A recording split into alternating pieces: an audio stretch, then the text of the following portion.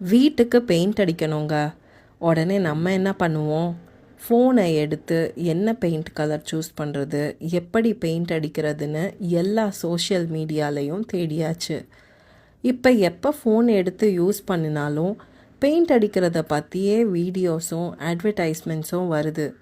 அட என்னடா, எப்போ பார்த்தாலும் பெயிண்ட் பற்றியே எல்லாம் வருதேன்னு நினைக்கும் போது தாங்க என்னோட மனசு சொல்லுச்சு, நீ எதை தேடுறியோ அதான் கிடைக்கும்னு.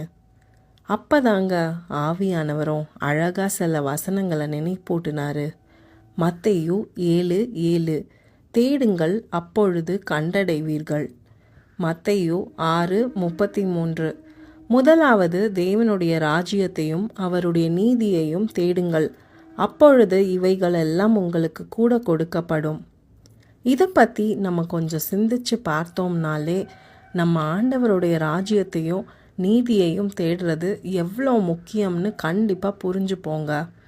அது மட்டும் இல்லை, ஆண்டவருடைய பாதத்தில் உட்கார்ந்து அவரை தேடும்போது கண்டிப்பாக நம்ம அவரை கண்டடைவோமுங்க.